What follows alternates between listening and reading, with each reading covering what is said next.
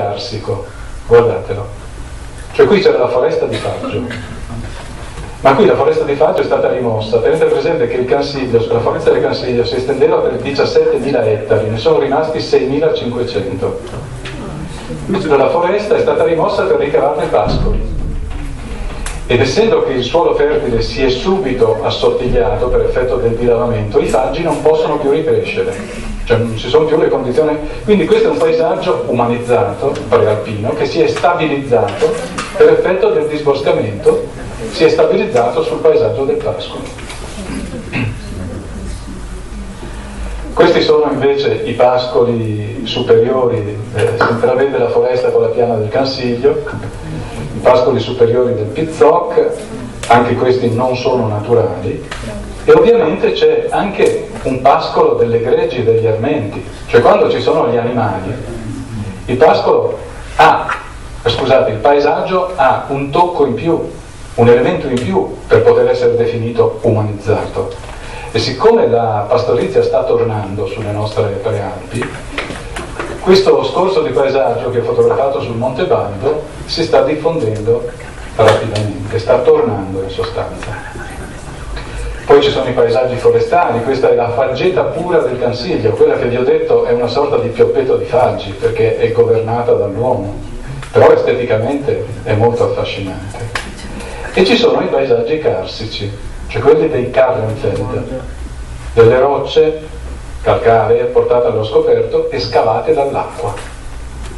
E quindi alle volte ci sembra di trovarsi all'interno di un cimitero militare con tante lapidi, in realtà sono residui di antiche forme calcaree che sono state semplicemente sezionate dalle acque meteoriche.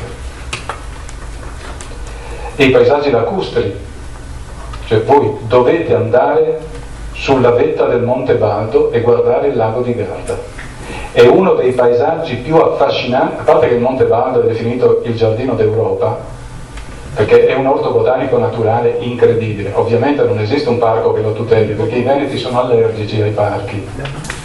Ma se andate su quella vetta, intanto osservando verso sud, in direzione sud, nelle montagne serene, si vede l'Appennino, ed è una cosa incredibile. Cioè, uno non riesce a capire cosa siano le montagne che si vedono verso sud, perché non riesce ad accettare di scavalcare l'intera Padania con lo sguardo. Io usavo questo termine in tempi non sospetti, però quello è l'Appennino. E alla nostra destra c'è invece il gigantesco catino cobalto del lago di Garda, che è fantastico. Eccolo qui ancora, guardate il lago in fondo.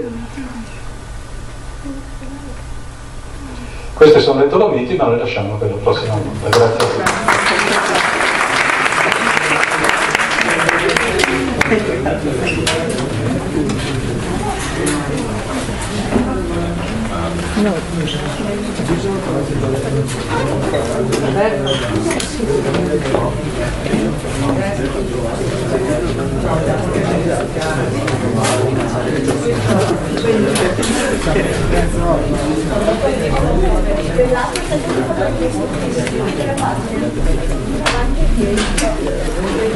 Vediamo da prima.